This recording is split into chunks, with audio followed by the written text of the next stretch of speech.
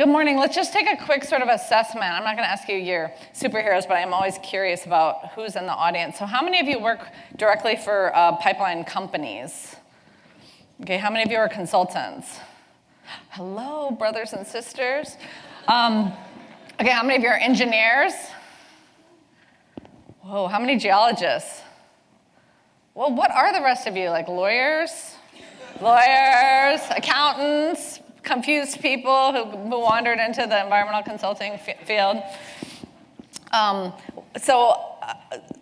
talk we're going to have today is about, it's based on my experience. I ran the Colorado Oil and Gas Association for 5.5 years during a time that was arguably the most difficult in our 150-year history of oil and gas development. And from that, I had ample opportunity to contemplate, why are these people so angry? And by these people, I pretty much meant everyone, both my members and the public. And I found myself at this interface. And what's so exciting about being here with you is that you often find yourself in the interface between companies and the public and projects that you're permitting or operating or striving to decommission. And in any case, we all find ourselves in this boat. So there's this interesting quandary we all find ourselves in, is that we live in a world where most people want the same thing. So you want access to the possibility of a quality of life where you can raise a family or better yourself. And most of us, most people I've met along the way, of all affiliations and personalities, want some access to the outdoors, either as outdoorsmen or trail walkers or people that like to take their kids to the park. So here we are, we have these shared values. We want quality of life. We care about the environment. And yet we spend our time talking about it in this context. And as I was getting ready for this talk, I just have to say, my 9-year-old, who is, we'll talk a little bit more about me as we go through, but my 9-year-old looks at this and he goes, "Doesn't that guy know that mask is made out of petroleum products, Mom? I mean, come on. Fracking causes cancer. He's practically eating it." So that's how dinner time goes at my house right now. So what's the world to do? And this, spoiler alert, I'm going to tell you my story. We have about a half hour together, and I'm going to tell you about the story of a girl who changed her mind. And I invite you to change your mind about things that you may have strong opinions about, or not. But there's a real opportunity that we have to engage in these really contentious conversations in a different way.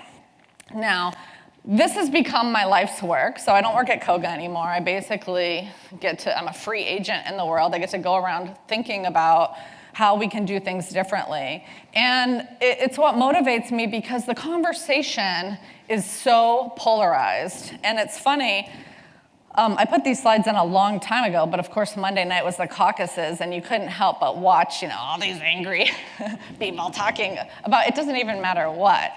But it's really us versus them, and the conversation is dominated by extremes. And it disenfranchises a lot of us, and it makes us want to not be a part of the conversation. But that's a cop-out, frankly. And what I want to do is inspire you to be a part of all the conversations, whether it's about energy and the environment, or whatever thing motivates you to participate constructively in the world. Ceding the playing field to the loud, angry people is really not an option. That's what we're doing now, and it kind of sucks. Okay, so I'm going to tell you my story in 3 parts, and I invite you, however fast I have to pick up the pace, I'm going to cover a lot of material, but I want to make sure we have a good 10 minutes for questions at the end. So as we go through, I totally invite your criticism, your constructive thoughts, your ideas, your perspectives. So you're welcome as we go through. I'm the environmentalist who was the face of the oil and gas industry for 5 years. Like, if you don't call me a baby killer, we're probably going to be fine. And if you do call me a baby killer, I've heard it before. I would say, like, get a new line. Okay, so I'm going to tell you about how I went from environmentalist to face of the oil and gas industry. I'm going to tell you about how I went from someone who was comfortable with natural gas but not so sure about oil to someone who's really a passionate advocate for petroleum products.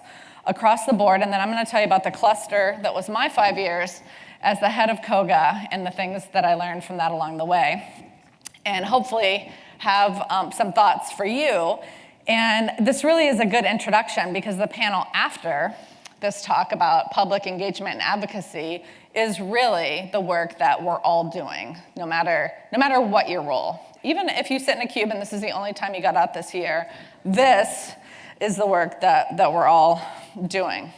Okay, so I was an environmentalist. I went to Stanford. I laid down in front of the student union with chocolate dyed red, drizzled across me to represent blood to protest the wars for oil, the first Gulf War. So I was hardcore environmentalist as I identified. And then I moved to Colorado, but I didn't just move to Colorado and the Denver area. I actually decided to move to Boulder because Boulder is really the Berkeley of Colorado. And like, what's a girl with her pickup truck and her dog to do, right? But move to the free republic. And I was all in. And I bought a little cabin up in the mountains. I still live there, 1,100 square feet, built in 1873. We heated it with wood for 15 years. The last 3 years we've had propane. If you want to be a passionate advocate for petroleum products, heat your house with wood for 15 years. My husband is svelte, but we all had permanent respiratory distress. So, there's a lot. That's a whole nother story. I'm digressing early. Okay, let me continue. So I was an environmental consultant. I'm a geologist. I love being in a room full of geologists, which apparently I'm not, but I thought I would be. So I was really looking forward to sharing our common love of rocks and geologic time. So I permitted new facilities. I did NEPA permitting. And at this time, it was in the mid-90s, or late 90s, I was permitting a natural gas storage facility. So subsurface facility, northeast Colorado, beautiful, rolling hills, kind of like what you see on the left of the screen up there, just as far as the eye can see. And for those of you who've permitted a pipeline or a new gas storage facility, 2 years, 7 field surveys, several forests of trees later, I'm still working to get my FERC permit, never mind all my other permits. And I go out to do my final field survey, and suddenly this wind farm has gone in as far as the eye can see. And I think, well, who the permitted that, for one? I mean, I didn't give you the F-bomb warning. Like, this is rated R.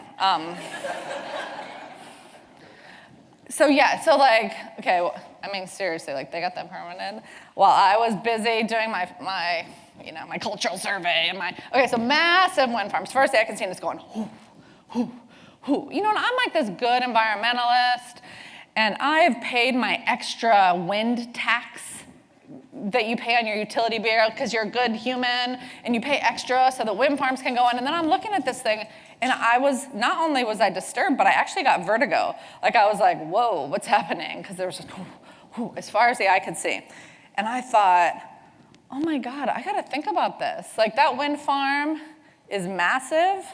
It's visually disturbing to the landscape.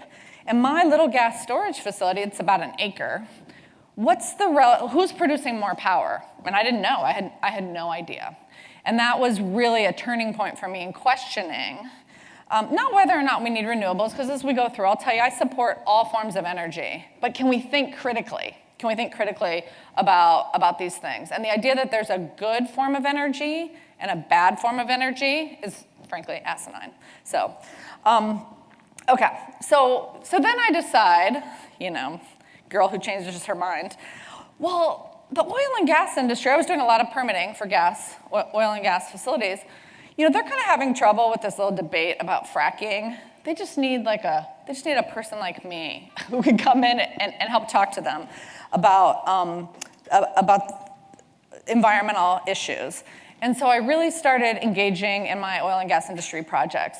And as I started doing that, I really found that these issues are complicated.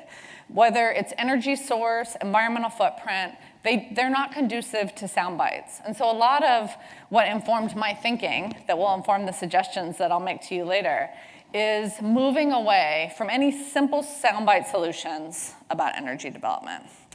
And the other piece that I had to do was move out of stereotypes. So I was the environmentalist who thought oil and gas was, more or less evil.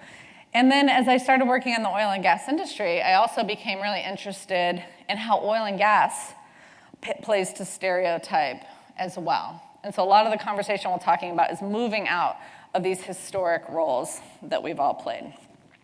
Okay, so that brings me to the second story, which is when I went over to run the Colorado Oil and Gas Association, not a non-controversial move, but we don't have time to talk about the 27 interviews it took for me to actually get that job.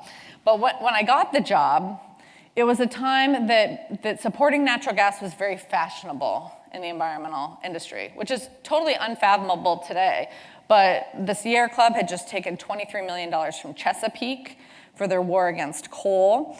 Colorado at the time produced 85% of our petroleum products were natural gas.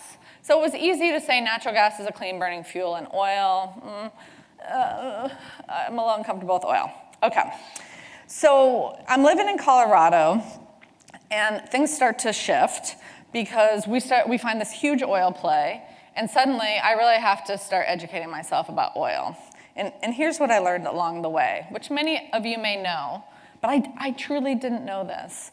And the first thing is that nearly everything you're sitting on, leaning on, texting, wearing is made from petroleum products. So every type of plastic, every type of electronic, these are all things that come from petroleum products. And I have often, like my son with the gas mask, taken great pride in having the people who ride their bikes to protest oil saying they live a fossil fuel-free life. I love really just saying fossil fuel, like even your bike seat, it's made from petroleum products. So the idea, coming to grips with how totally interdependent we are with fossil fuel-related products is really a first step in contemplating and thinking about the role of fossil fuels in our life. Now, not only did we all get here with some form of fossil fuels, but more importantly, it's not just how we move people, it's how we move all goods and services. And we really don't contemplate this until some massive storm, like if you remember a couple years ago, Superstorm Sandy. What's the crisis? It's not the absence of power. At some point, it's the absence of being able to move anything, food, water, things for repairs, in and out. So the ability to move goods and services around the world is so fundamental to our way of life that we take it completely for granted.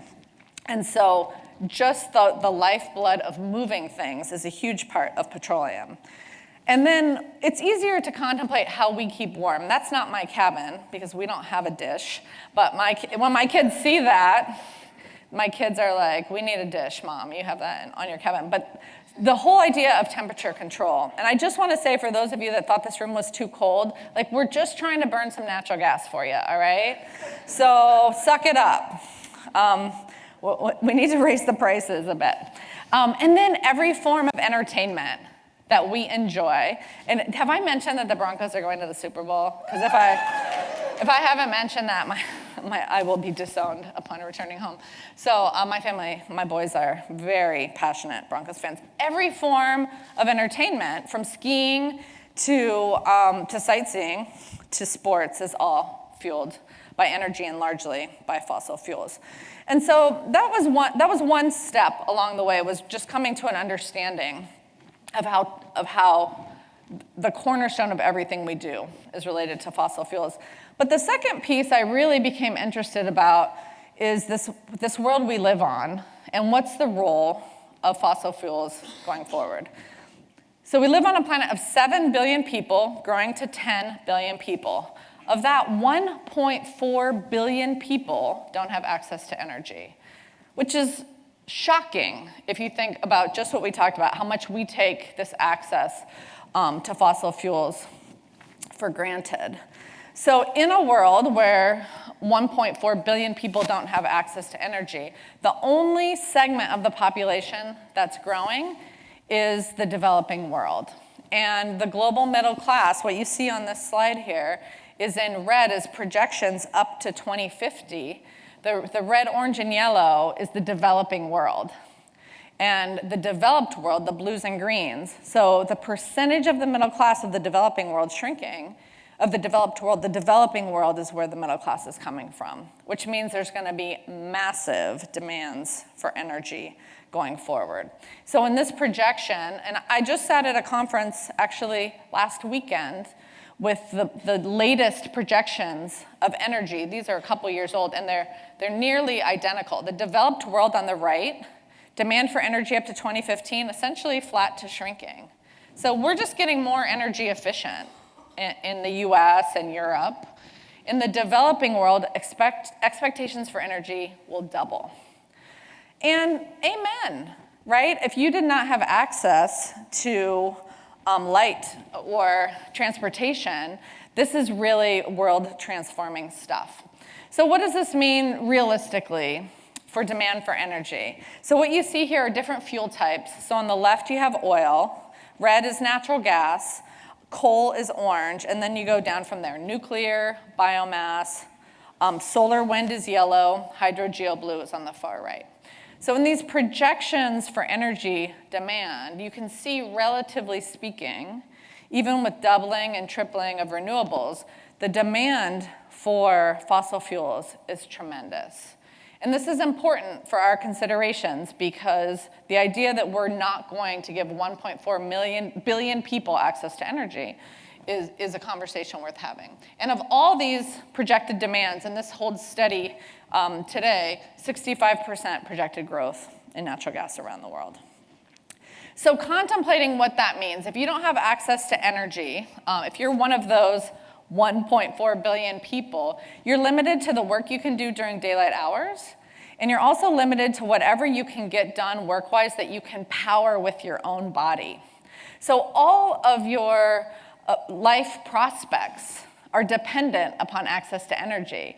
And we know it's very well documented that when you give people access to energy, the birth rates decline, life expectancy increases, mortality rates decrease. So all good things come from the one most important thing: you give someone in the developing world access to energy. And we could spend a whole talk on that. It's a topic of which I have a lot of passion, and it's one of the things that made me a very passionate advocate for changing the conversation around energy. Okay, and then for us, the point of this story that I learned was that we have to have a sense of pride in what we do. So sometimes you can feel pretty beaten down by a world that's saying fossil fuels are evil, and the work you're doing is perhaps undesirable to some community or some component. But in fact, we are powering our communities, and we have the potential to power the world and raise a lot of people out of poverty. And so creating a sense of pride and owning that pride is something that's really important. Okay, so the last story along the way is the 5 years I spent as president and CEO of the Colorado Oil and Gas Association.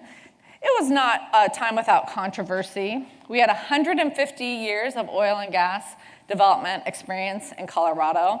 You wouldn't have known it from the reactions that we got, but the Boulder oil field, for those of you who've been to Boulder and you just know what a self-righteous, hypocritical place it is, it's beautiful, I love it, I lived there for 20 years, I'm raising my family there, but this is what it looked like. And I'll just tell you, don't do this at home, don't show this picture in Boulder. They don't like it. But the Boulder oil field, one of the earliest oil fields in the country, looks like this today. And since it's actually been developed into soccer fields. So in 2008, there was an overhaul of rules in Colorado. It was very contentious. Many said it would drive the oil and gas industry out of the state, but it didn't. And I came in 2009. And essentially, groups from around the country targeted Colorado for anti-fracking. At one time, we had 30 different cities that were banning or trying in some way to stop oil and gas development in that community. And as a response, during my time there, we passed 5 national precedent-setting rules. So a whole nother talk we can have sometime is about the role of regulation in public outrage. because although these rules were very important, and I'm very proud of the compromises and engagement that we did with the broader community to pass them, it didn't create any peace. There was absolutely no peace in the Valley. We would pass one rule, and the wars would continue. So that's a whole nother talk we can have sometime. And meanwhile, as I mentioned, 30 different communities developed some kind of local group called something like Longmont Roars, or Erie Rising, or Mead Movement. And so you would go to any city meeting, and some of you may have experienced this if you're permitting projects, and 10 to 150 people would show up with signs and babies and tears, and we had a lot of community outreach and engagement to deal with. 5 cities ended up passing voter-led ballot initiatives to ban fracking. These were not happy days for us. And then finally, we as an industry figured out how to engage in communities, and we defeated a voter initiative in Loveland, and then that was the end of that. No more citizen passed ballot efforts after that. But that didn't stop things. So there were lawsuits. So far, all of those cases have been overturned. They're going to the Colorado Supreme Court. It's not legal to ban fracking in Colorado. But it hasn't stopped. So just last week, there was another rulemaking in Colorado, and 2 groups were in the news also last week that they are taking ballot initiatives. So Colorado still, even now that drilling activity has dropped to about 30% of what it was a year ago, still very contentious place for this work. Okay, so what can we learn from all of that? This is how we feel. We show up at work, we're noble, we're providing energy to the world. And this is how it actually feels most days. I know. Have you had those days? I know. I probably had more than my fair share. And so what can you take away from this experience? The first thing I think is that we have to continually adapt.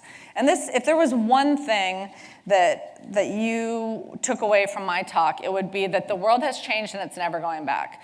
And although I'm not sitting in a room of oil and gas industry executives, when I do, and if you share the sentiment, I tell them, even if you succeed in electing a Republican for president, it's not going to change things. This environment of expectations of communities has changed forever. And I'm really interested to hear the panel after this, because I hope to hear this, that they have also had this experience, that we're not going back. I have been in Republican communities that historically have been completely supportive of oil and gas, that are in absolute outrage because the expectations that they now hold for companies haven't been met. The second thing that I learned a lot is about who is the anti-fossil fuel movement. And I'll just give you 2 quick sound bites. This also, we could spend an hour on this, on who's the anti-fossil fuel movement. But the first thing is that there are activists, there are professional activists, but we do ourselves a disservice if we caricature everyone who opposes oil and gas as an activist. Because a lot of people are concerned citizens that someone knocked on their door and they were told, your child will be poisoned, and they said, okay, I'm gonna do something about it. And we have found that if you treat everyone as a concerned citizen, not treat everyone as an activist, you treat them as a concerned citizen, you have the opportunity to engage and win over about 95% of people. It's a very small number of people that are either professional activists or are so dug in to their perspective that they're not willing to engage. And so how do you deal with this? Because you can't tell, and you have a lot of angry people, and they're calling you a lot of names. And if you haven't been called a fracking gas hole, like, I hope you have that experience in your life. So yeah, not one of my favorites. Okay, so how do you deal with them? My recommendation, straight out, is to be a student. When you find yourself in a hostile situation or engaging with a likely hostile, is really just strive to understand them and address the situation with as much dispassion as you would a regulation. So, wow, where did they get this opinion? where are they from, where are they learning their information, and really strive to understand. It takes a lot of this self-righteous indignation that we feel and they feel over the issue. And the second thing is, I really believe that we don't do any good by vilifying our opponents. And I am someone that my children had to have sheriff protection for over a year. So I could really, with a lot of integrity, vilify many of the opponents. But the truth is everyone's doing the best they can, given what they know. And everyone thinks they're on the side of the righteous. And if we give them that respect, and we strive to understand what's motivating them, even if we disagree with their opinions or their tactics, we create an opportunity for dialogue based on some mutual respect. All right, and then the follow-on to this is that I've really had the opportunity to think about this. So if you want the 200 series version of this, I posted a blog in Scientific American last month that really goes into how do we take this to the climate wars. And in that blog, you can find it at tishaschuler.org or the Scientific American guest blog website. But I really delve more into this idea of how can we be respectful of the opposition, and how can we strive to share an understanding of our common desire for good.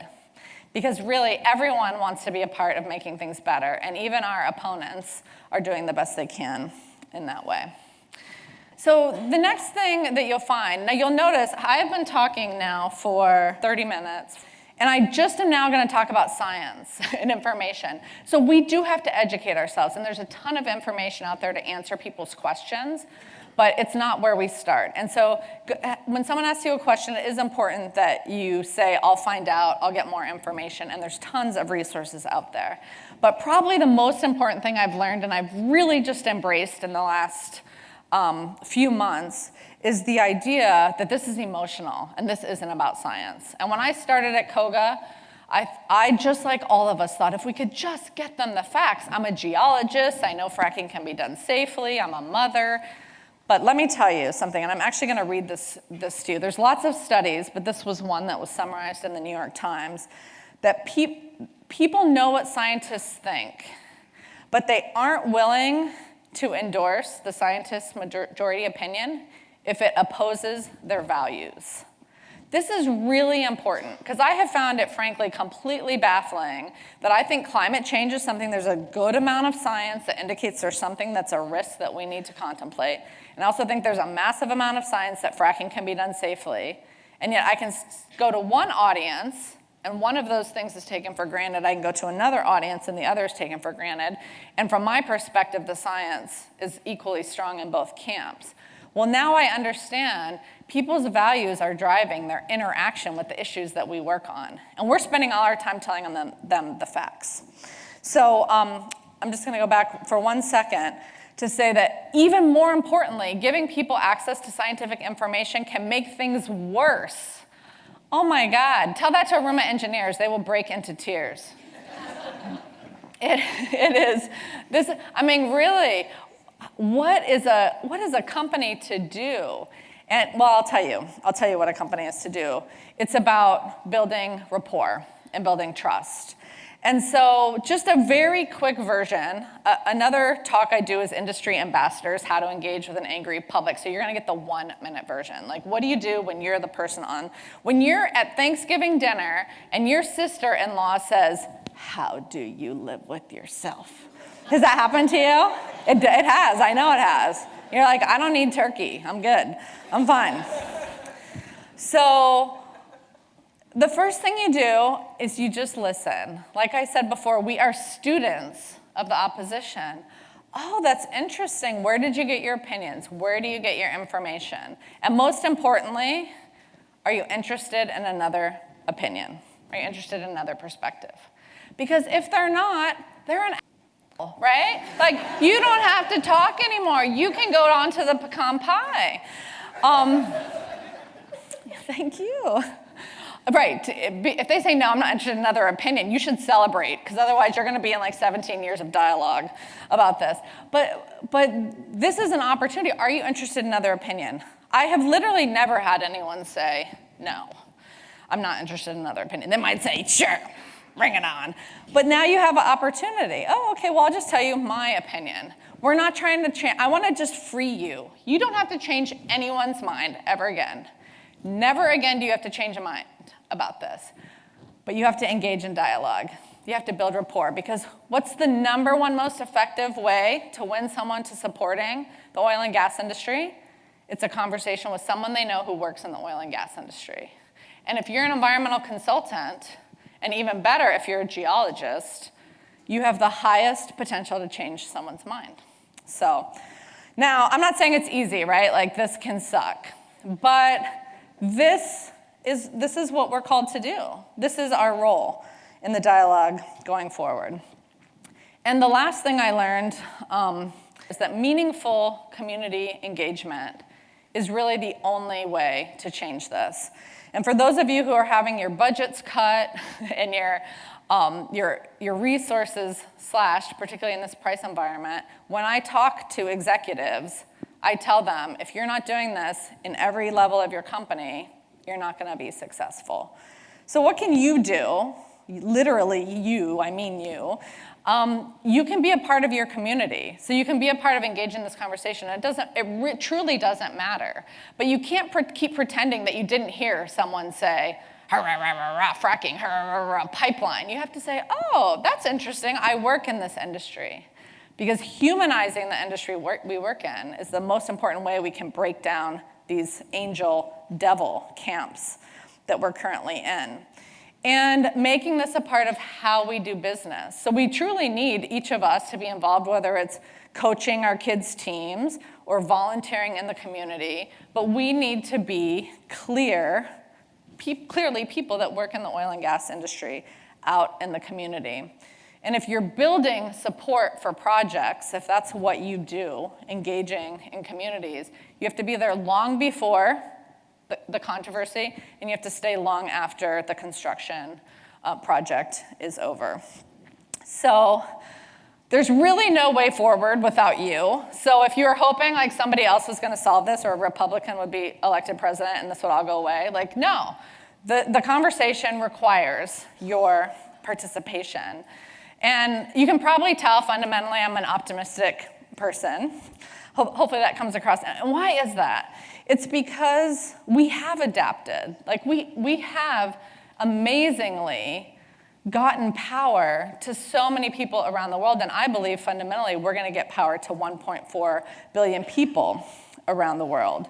So we power the world needs our power, and there's no alternative but for us to continue with the work that we do. And for all of us, why? Why not just check out? It's because it feels good. If you have to show up at work for 8 or 10 or 12 hours a day anyway, why not do it in a way where we take pride in the contribution we're making to this country, and even more fundamentally to the world around us? So allow me to be the first one who has maybe ever said to you, thank you for working in the natural gas industry. Thank you.